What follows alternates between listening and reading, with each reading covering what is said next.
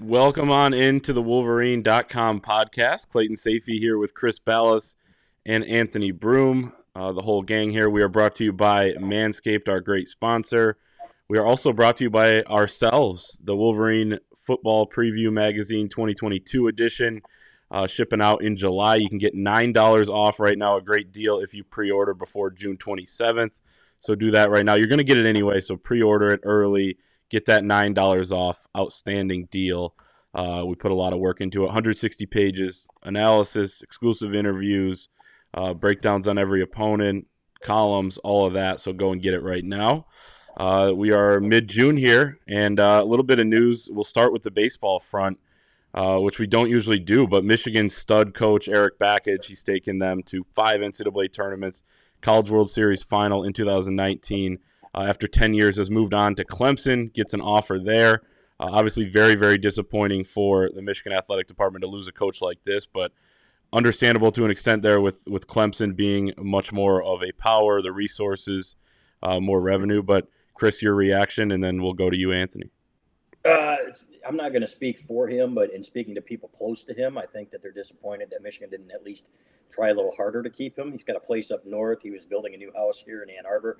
Loves Michigan, loves the Block M. There'd been talk that he wanted to be Michigan's Carol Hutchins. In other words, Michigan baseball's Carol Hutchins, be here for a long time and do some things up north that nobody else would do or could do. And now that's not going to happen. And I understand that he's a good fit at Clemson, but to me, you were going to get that coach if you tried a little harder. In my opinion, you could have gotten him at a bargain. And if it's everybody says, oh, you're spending other people's money. Well, you know what? This is Michigan, right? And I remember John Beeline when he was looking for new facilities or upgraded facilities when he first got here in the first few years he was here. He said, we are leaders in best, right, at Michigan. Why not aren't we leaders in best in basketball? And then they got the facilities upgrades, and guess what they did with them? They won at the highest level. So I understand that baseball is not going to be the sport that it is down south, right? But you'd see the crowds that softball gets, right, having been a national power. And if by some miracle, maybe they push the season back a little bit, the baseball season into the summer. I know Bakich had talked about that. You know what? Maybe Michigan baseball gets bigger and bigger. But I thought he was a special coach, a special guy. They have opportunities now. Anthony's boy, Chris Fetter, maybe he'll come home, but maybe they get the CMU coach. But to me, Bakich, I would have liked to see him here for another 20 years, and now that's not going to happen, and I'm disappointed. Yeah, it's not fun for Michigan baseball, where I know a lot of people made the argument, that they a couple years ago maybe maxed out as a program, gotten as far as they ever could. And I know it had been, 35 years before College World Series appearances, but it just felt like from a cultural standpoint, from a transfer portal standpoint, from a recruiting standpoint, like things that were rolling along as strong as they ever have been under Bakich. And maybe to a certain extent, this was like the natural progression of things, given the fact that, baseball is, it's not king in the South. We know that football is king in the South, but, in a lot of places that's number two. And, for Michigan, if Clemson was paying him up to, I think the reports were up to $1.3 million. I mean, that's, realistically speaking, that's not something that Michigan could have matched, and I don't think they would have had to. It does. I have to word this very carefully here. The effort that was put in from the Michigan side of things feels like it leaves a lot to be desired. And now, from the early stuff that I've heard, stuff that's out there, if they were able to pull in a Chris Fetter to have that job, that's probably the best shot you have at maybe, keeping this train rolling, at least, in terms of keeping the roster together and everything kind of structurally staying the way it has. But, knowing what we do about the situation and I don't know, it feels like a missed opportunity. And if you want to just if there are people out there that are going to throw their hands up and say, well, Michigan baseball, they're just kind of, they're a non-revenue program anyways. I think that's just a bad way to look at it. So that's a guy that, Erik Bakich, I think, loves Michigan. And I think that there probably should have been more of an effort to keep him. But I'm not privy to what those conversations were or what have you. So all I know is that Weird contract stuff with Jim Harbaugh this year. Weird contract stuff with Mel Pearson this year. Weird contract negotiations or counter offers for Michigan baseball this year. There's a common denominator there, and I'll just kind of leave it at that. Yeah, and you didn't even mention the hockey situation. Carol Hutchins, it looks like her contract is up in about 4 days. So it does seem to be some sort of a trend. They were able to keep Harbaugh because he didn't get an offer from the Vikings.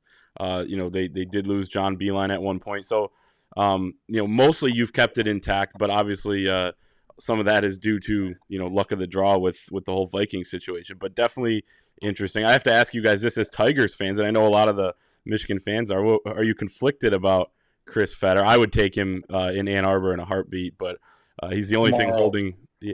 What's that? Yeah, I would push that sinking ship of the Tigers upon him. He's got. Look, I know the pitching staff's doing piss on him, and I'm sorry to say, man, bring him home and get him off that sinking ship. We'll send out the life raft. I'll even throw in $20 if we do a GoFundMe. So bring him home. That's what I got to say. Yeah, I figured that'd be the answer. What about you, Anthony? I just want that guy to be happy and secure the bag. So whatever it takes. I mean, he's a wonderful guy. I think he's a great fit for either job. Maybe that's kind of the politically correct way to put it here. But I'll say this: if Michigan baseball can find a way to pull that off, I think that's a big win for them. So, yeah, we'll see what happens there. I kind of just – I know we're not going to dwell too much on this, but I kind of just want to call a spade here for a second. And it's not – no one's getting chucked under the bus or no one's getting – no one's going to get in trouble for anything that gets said here. But it feels like there is an attitude from leadership that – and there's a lot of reasons to feel this way too, that like the brand, the Block M – that supersedes everything else. If you're someone that doesn't want to be there, then go. We'll just find someone else. And while that is, I think, I don't know if admiral is the right way to put it, admirable, I should say. When you have talent in the building, like you had John Beeline, like you had Erik Bakich, like let's be frank, you got lucky that the Jim Harbaugh thing fell through. When you have talent in the building, like there's something to be said about having the bird in the hand. Right. And making those people feel appreciated, making them feel like they are, the pillars of your athletic department. And I'm sorry, like I think if I'm a Michigan fan, I'm not happy with the way things have gone in the last 6-7 months. And to be frank with you, even longer on that front. So I think that there is Michigan as an institution, whether that be from, higher above the athletic department or within the athletic department, they need to stop being reactive and start being a little proactive, or else you're going to continue to have these all-time great figures or of your programs walk out the door. So yeah, I think if you're a Michigan fan that's peeved and pissed off about that, I think you have every single right to be. And not speaking for them, but Beeline and Bakich and Harbaugh, I think would all argue that they probably feel the same way, Anthony, that, okay, and they would never be the ones, I know John Beeline would never be the one to come out publicly or Bakich and say, you know what, I didn't feel I was appreciated. They're going to leave town and they're going to say thank you for everything. But in speaking to people close to it, you know what, it would not surprise me in the least, strong opinion here, if they both felt that way. So, and we know kind of how Harbaugh feels, right? He was ready to get out the door, no matter what anybody says. That was going to happen, had things gone better up there in Minneapolis. So, and now, the whole Mel Pearson thing, I don't think that's on Ward Manuel. I think from what we've heard and what we reported, some things have to be worked out. The situation up there, some of the accusations have to go through the Hill, the administration, and then you come back and they, he's expecting, I'm pretty sure, to get re-signed, but it's been quiet up there too. So, and then Hutchins, who knows? But yeah, I mean, this thing, we could sit there and we can talk about how great the athletic department was this year, and it is fantastic. They're right there for the Directors Cup, and a lot of those things were put in place. These non-revenue things, a while back, the new facilities and everything else, and it's Ward Manuel's job to keep that thing humming. Right now, I love Ward Manuel, by the way. I think he's a great guy. I would say, though, that it's humming, and not in spite of him, but I'm with you, Anthony. Let's make sure we're proactive here and make sure this thing keeps humming, because it's not about 1 year. This is about the future. And I think you've missed a few opportunities with some of your coaches here, and let's hope they don't miss a few more. Definitely. Let's shift over to the basketball side of things with the transfer portal that never sleeps. Michigan hosted Joey Baker, Duke transfer, last week on his visit. He looks like he's down to Michigan and Georgia. He also visited George Washington. Role player for Duke over the last few years. Played about 11 point something minutes per game last year. Can shoot the ball a little bit. Not a great athlete, but at this point, if you have 2 open scholarships, which Michigan does, I feel like he could add something potentially to that rotation. I know Michigan feels that way. I guess, what do you guys, and Chris, you just wrote on this as well, but what are you thinking here with Joey Baker nearing a decision? Anybody that can shoot. And it's like Martelli said to me over a couple of weeks ago or 3 weeks ago, probably a month ago now. He said, if you can shoot, we're looking at you. And they ought to be. And so they need shooters flat out. And you hope that Jet Howard comes in and that he can be that guy. You hope that Kobe Buffkin makes a leap there. He's a better shooter than he showed last year. Gets a little bit more arc on his shot. I'm no shooting coach, but to me, that's where it starts, in my opinion. And who knows what Isaiah Barnes will bring, but maybe Will Cheddar at the 4. But they need some guys that can shoot the ball. So this roster is going to be different than we expected, guys, and it's going to be interesting to see how it gels. Jalen Llewellyn can shoot, but not at a great clip, So it'll be fascinating to see what the roster is and how it plays out. I do think Baker, that Michigan's got a good shot there. We should know in a couple of days, I think, honestly. And we'd heard this morning that the Georgia assistants and George Washington assistants had no idea, so that they were in the dark. So I took that as a good sign. Then a little later today, I'd heard that the Georgia people close to Georgia are thinking it's Michigan or Georgia. So I think Michigan's the constant here. To me, it's a no-brainer. Obviously, you've got a program that's been going deep in the postseason. You've got minutes available. You need a shooter. This guy can come in and play 20 minutes a game, but you don't know what he's looking for. At the same time, it would be a little bit surprising at this point if they did not land him, given the minutes available and given how well his visit went. We heard it was fantastic. Yeah, I think if he's interested, just find a way to finish it off and get the deal done. And I'd stop there. I from there, and I'm working on a column on this right now. If we get, because it sounds like, pretty much everyone that was on our top transfer target list that we put out a week or so ago or 2 weeks ago, whatever it was, those are all options that are not off the board, but not going to happen for Michigan. It seems like, outside of a Baker and outside shot at Amani Bates. I'm not doing the Amani Bates thing. I'm just not.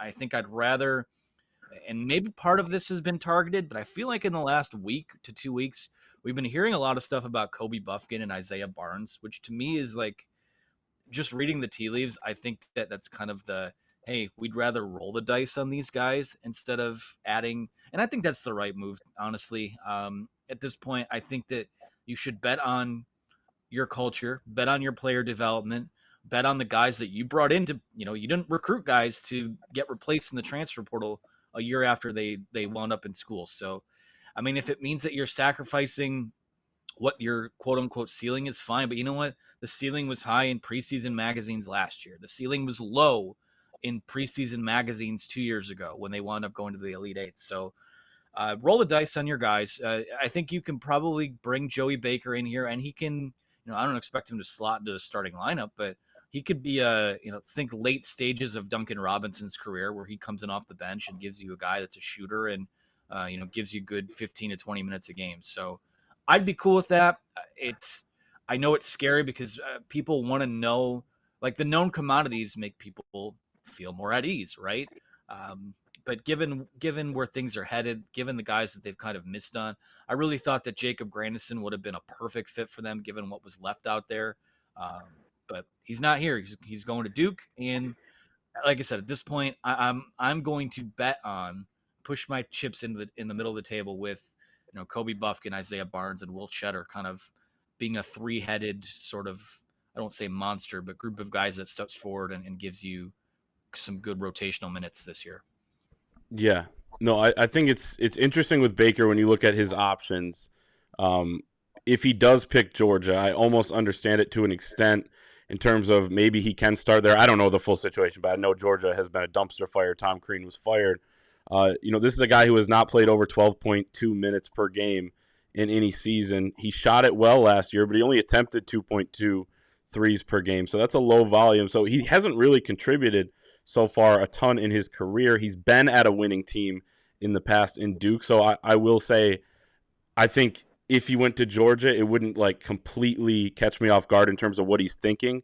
I could see wanting to be the guy at, still an SEC team and, a team that could maybe do something if they figure a lot of things out. And with the transfer portal, maybe they haven't followed it that close. But I think that's interesting. And then to talk about Baker in terms of what he would do at Michigan, I agree. I don't think he would start. I think he would be in the rotation, though, and would be able to knock down some shots. He's not a great defender, as I kind of mentioned, and I am a little bit concerned about the defense with this Michigan team. They were not a good defensive team last year, and when you look at what they lost, they lost guys that got better as defenders, and Musa was able to defend at times. Caleb was getting better. I thought he was going to take a big step in that regard in college this next year if he didn't go. There was a tweet out the other day, top 10 defensive teams in college basketball over the last 5 years, and Michigan was number 3 if you look at the KenPom ratings. A lot of that is the Luke Yaklich and John Beilein stuff, but Michigan was about 20th Juwan Howard's first year, 4th his second year, and then a huge drop-off to 74th last year. I think that is a concern right now for me. There's no Franz Wagner on the wing to lock guys down. Hunter Dickinson is not a rim protector. He was really, really helped out by those guys he had on the wing and in the backcourt with Eli Brooks. You're losing him. So these guys need to step up on that end as well. I don't think Joey Baker is a fix for that, but I do think he could be a piece. Anything else on basketball before we get to a couple listener-submitted questions on the football side? Let's get to questions and go from there. Sounds good. Before we do that, real quick, we are going to talk about Manscaped, our great sponsor. Gentlemen, Father's Day is around the corner, and our friends at Manscaped are here to ensure the father figures out there are looking daddy material this June. I wasn't expecting that one. Manscaped's Performance Package 4.0, which includes their signature Lawnmower 4.0, is the perfect bundle to tackle any and all old man hair from head to toe. This right there is no dad joke, folks. Treat him and yourself and join the 4 million men worldwide who trust Manscaped with this exclusive offer. Get 20% off and free shipping with the code 20GoBlue at manscaped.com.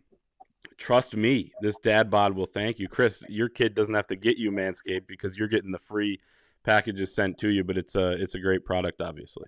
It really is. I love it, and I love the hair products and stuff too, man. It's crazy, great scents, and it even got a body spray, that shames the Axe body sprays, brought to you by The Situation and the Jersey Shore crowd. So it's been great. Our relationship with them is fantastic, and we certainly appreciate it.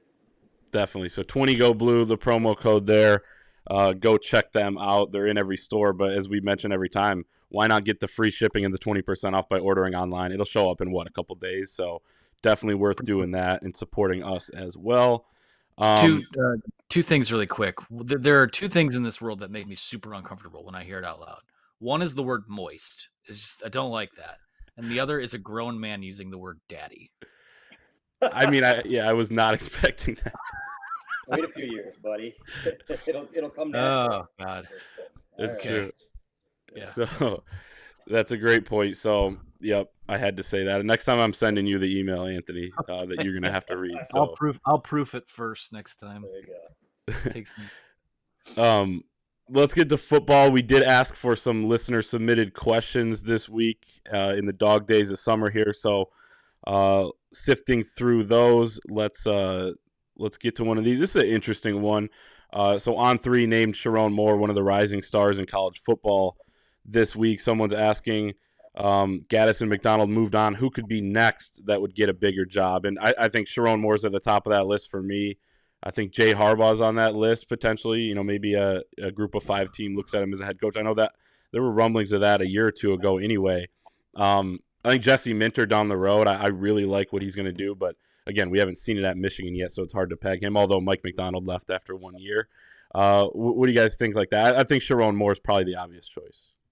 Yeah, I do too. I think Mike Hart's still on the list, no matter what Mike people say Hart, yep. about recruiting. He was an associate head coach at Indiana and very well respected. Did some great things there. So Sharon Moore, obviously, to me, and I think Steve Klinkscale, he's a coordinator now this year. But those guys, to me, they're proactive. We talk about proactive stuff, Anthony. These guys, when it comes to NIL and stuff like that, they are always asking questions and how can we get better? How can we compete?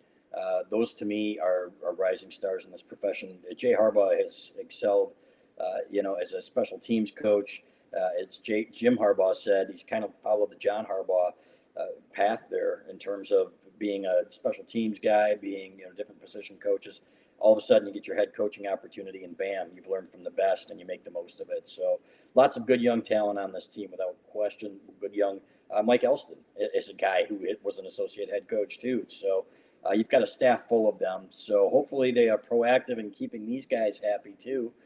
And I think they were last year, with the exception of, I guess, Gaddis, who felt slighted by the administration for a number of reasons. But other than that, he was going to be the next head coach at Michigan, right? So anyway, that's how I feel about that. Yeah, I don't think it's any coincidence that Michigan had the success it did last year when you had all this new, fresh, young, forward-thinking blood that came in and was added to your program. I mean, I think that was a clear emphasis when Jim Harbaugh brought in guys like Ron Bellamy and Steve Klinkscale. Obviously, that was after Maurice Linguist, but they all have kind of cut from the same cloth in terms of being good communicators, guys that the players look up to. Chris talked about being forward thinking, asking questions. Sharon Moore, yeah, I mean, I think right now he's probably at the top of that list. I do think he's a future head coach. I think Mike Hart is probably a future head coach someday, somewhere. I talked about Ron Bellamy. Clayton, we saw him, maybe a week to 10 days ago, out working a camp, and he was like Mr. Mayor out there. So, I mean, that's a guy who I think has the chops to run a program eventually. Jay Harbaugh, I mean, for as much as he's gotten picked on over the years about being a nepotism hire or whatever it is, I mean, I like football coaches running programs that have had their hand in a little bit of everything. There's oh well, this guy's a former hot shot offensive coordinator, or this guy, his defensive scheme is something else. But I like guys that have been in the trenches and worked with, the special teams and the coverage units, and also worked with the running backs, go out on the recruiting trail, move over to safeties, move to tight ends.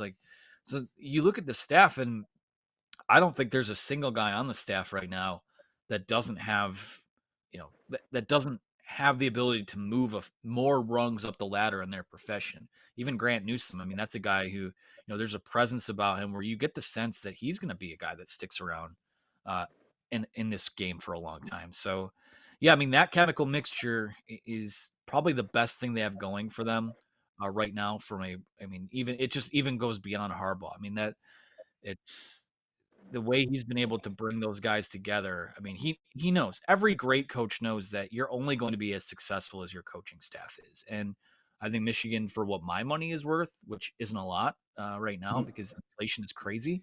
For what my money is worth, this is as good a coaching staff as I've seen at Michigan since I've been covering the team, and probably even longer than that. I agree, and it's amazing to say that 1 year after they hired these guys, and we were all saying, okay, well, it's a lot of prove it type of hires. I mean, the assistant salary pool went down to the nature of them being so young and not demanding that much money. Then it went way up after they proved themselves last season, and now we're talking about a whole list of guys. I forgot Mike Hart there for a second, Chris, before you mentioned him, that can be head coaches soon. So, and obviously a fantastic staff. Let's get to one more real quick because I thought this was an interesting one too. Is the Michigan defense going to be more role player oriented than last year's in terms of, maybe a little more substituting, not on the hurry up against Michigan State, please, but, subbing in a guy like Mike Barrett is the first guy that came to mind for me. Jim Harbaugh said in the spring that he's a starter in the dime package, when they have 6 D-backs out there. I think we're going to see some of that. I think we're going to see, Anthony, you've been a big proponent of, let's get Junior Colson blitzing a little bit more. I think you're going to see that sort of thing. So guys coming in, doing their job and going back out, maybe like, moving Mike Morris inside like they did last year on pass downs, things like that. I would say yes to that question. What do you guys think? Yeah, you know what? I talked to John Jansen about this for the football preview, and he and Elston are tight. They played together. And it could be where Mike Morris, you look for the weak spot on film. Where does Mike Morris match up the best? Is he going to exploit this left tackle? Is that a good matchup for him? Can he take this guy inside because he's got his unique skill set? Things like that are where they're going to have to make up for the fact that they don't have the elite pass rushers. And who knows, maybe somebody will emerge. It's like Harbaugh said, maybe Mike Morris will be the next Aiden Hutchinson. He won't, but maybe somebody, Jalen Harrell comes out, and you know what? Here you are, a guy that really can get to the passer. Maybe Derek Moore surprises as a true freshman. So, to me, it's a lot of that. And I think you nailed it, Clay, when you talked about Morris and Barrett. He's a starter. Didn't he say he's a starter in the dime package or something like Right. that? So, yeah. yeah, you can do different things where you have Mike Sainer still on the field, and then Will Johnson comes in as in a Dax Hill type role his freshman year, where you can use him for some blitzing and use his athleticism for some things. So that's what it's going to be for Minter. He's got big shoes to fill in McDonald. And speaking to Doug Karsh for the football preview, some of the things he told me about McDonald and the things that he sniffed out when he was on the sideline, there's a reason this guy is a defensive coordinator for the Baltimore Ravens. A team that is so highly respected for its defense. This guy is elite, but Jesse Minter is right there too, and those guys learned a lot together. Very instinctual coaches, so I do think that it's going to have to be that way. But I don't expect a huge drop off from the defense this year. There's a lot of talent there. Yeah, I mean there's going to be that natural drop off just because of the sacks you lose, but I feel like from position group to position group, I think they're deeper in a lot of places, just in terms of bodies, not necessarily talent, but bodies. I think they're more athletic, especially on the back end of the defense. And something that I like, that this was the path started by Mike McDonald, that the reason that you bring in a Jesse Minter and continue it is that they will adapt based on what the personnel and formations dictate that they need to adapt to. When you watch the NFL, a lot of it is, teams are a lot more positionally flexible now. You could have a guy that plays deep safety, but then also he plays up in the box, or he plays a little bit of linebacker, or he flexes out to corner. Watch what the Bengals do with Dax Hill next year. It's going to be fascinating. They're going to move him everywhere. Just that's an example of that. But a guy like Derek Moore is a freshman. Now, it's going to take some time for these guys to be stalwarts, but Derek Moore is a guy that they feel confident can rush the passer. They feel like he can drop back into coverage. They feel like he can, come up and play with his hand in the dirt. Mike Morris is a guy you could probably kick him inside on, those pass rush downs. They did that with Hutchinson, where he'd, kick inside to the 3-tech, and you're running those like NASCAR type looks. So that's exciting too, because you can just kind of run out what your guys are good at. And that was the biggest fault of Don Brown's defense at Michigan, was that you better do this thing or else everything falls apart. Whereas now it's, hey, Mike Morris, you might not have the bend or the speed to power that Aiden does, but we think that you can do this. It's, things like that. I think that this is a very smart and sharp coaching staff, and there's going to be a drop off on defense that I think will be offset by how much more talented they are in a lot of areas, and also that the offense will be better. So Julius Welshoff, Chris, is another guy I feel like I'd put in that category that you wrote about this week, with potentially moving him out to the edge. Yeah, like Jansen said, bump him out to end at 290 pounds, and you tell him to go kill. You can collapse that pocket and do some things out there. So there are guys that can surprise, and guys that have surprised later on in their careers to do some things. So here's hoping. I know that they've got talent. I know that they've got the guys with that freak athleticism. So, and I know they've got the coaches to put them in position to do it. So we'll see with this fall, man. But I can't wait. I'm not wishing the summer away, guys, but it is going fast, isn't it? I know. We got our hotel booked for Big Ten Media Day, so it feels real at this point. But stick with us throughout the summer. We'll have plenty more coming. Get that football preview issue. You can go to thewolverineondemand.com to get that. And thanks to our sponsors, Manscaped, and we'll see everybody next time.